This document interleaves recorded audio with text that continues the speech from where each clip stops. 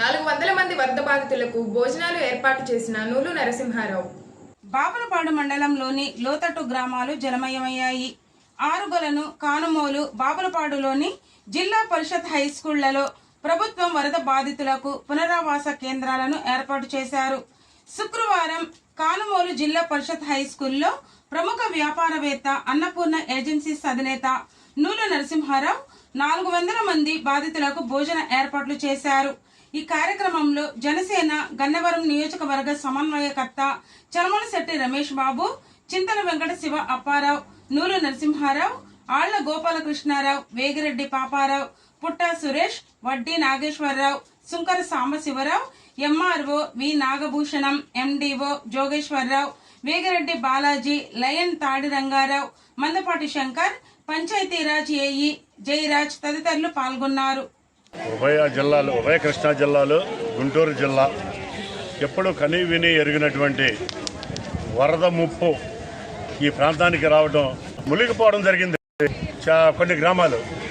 కానీ ఈ మునిగిపోయిన ముంపుని మేము ఉన్నామని చెప్పి ఈ రాష్ట్ర ముఖ్యమంత్రి చంద్రబాబు నాయుడు గారు, అలాగే ఈ రాష్ట్ర ఉప ముఖ్యమంత్రి పవన్ కళ్యాణ్ గారు వాళ్ళ ఆధ్వర్యాన మేము ఎప్పుడూ చూడనటువంటి సేవా కార్యక్రమాలు, మేము ఎప్పుడూ చూడనటువంటి స్వచ్ఛంద సేవా సంస్థలు, మేము ఎప్పుడూ చూడనటువంటి ప్రత్యక్షంగా ప్రతి ఒక్కళ్ళు మేము ఉన్నాం ఈ బాధ్యతలను ఆదుకోవడానికి అని చెప్పి ముందుకొచ్చి చాలా అద్భుతంగా ఎవరు కూడా చూసి ఉండరు ఈ విధమైన సర్వీస్ చేయడం.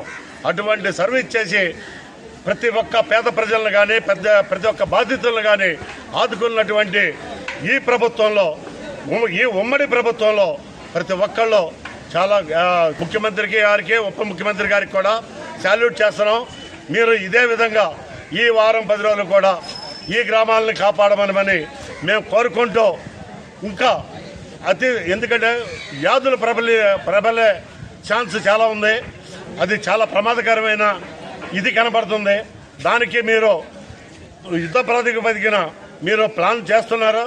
అది ప్రతి గ్రామం, ప్రతి ఇల్లు, ప్రతి శానిటైజేషన్ బ్రహ్మాండంగా జరిగేటట్టు అది కూడా కాపాడితే మేమందరం కూడా ఈ ప్రభుత్వానికి, ఈ ఉమ్మడి ప్రభుత్వానికి మేము రుణపడిపోయి ఉంటామని చెప్పి మేము ఈ జనసేన పార్టీ తరఫున మేము చెప్పుకుంటాం. మేము ఉండామని చెప్పి ప్రభుత్వం ఏ విధంగా ఆదుకుందో, స్వచ్ఛంద సంస్థలు ఎంత కష్టపడుతున్నాయో, వీటన్నిటిని మించి విలేజ్ కానిస్టేబుల్ దగ్గర నుండి అధికారులు మొత్తం కూడా రెవెన్యూ కానీ, మెడికల్ కానీ, లేకపోతే సేవా కార్యక్రమాలు ప్రతి ఒక్క అధికారి కూడా వాళ్ళు చాలా బాధ్యతతోటి రాత్రింబవళ్ళు కష్టపడి ఈ ప్రజల కోసం కష్టపడుతున్నారు. మేము ఇది కూడా ఎప్పుడూ చూడనటువంటి ఈ అధికారుల యొక్క సేవ కూడా మేము వాళ్ళకు కూడా శాల్యూట్ చేస్తున్నాం.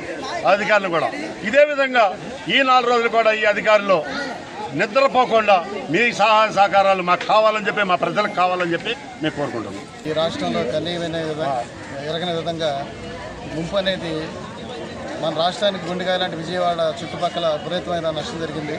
ఎప్పుడో 1978లో మేము ఆరుగోల నుంచి జనపాడు దాకా ఫ్లడ్ రావడం చూస్తాం, మళ్ళీ ఇదే చూడటం. ఆ ఇబ్బంది వల్ల ఓగిరాలు కానీ పుట్టుకుంట వాళ్ళు రావడం ఇంతకుముందు ఎప్పుడూ లేదు. ఓగిరాల పుట్టుకుంట వీళ్ళందరూ కూడా ఇక్కడ కానుమూల హై స్కూల్లో 250 మందికి పునరావాసం కల్పించడం జరిగింది.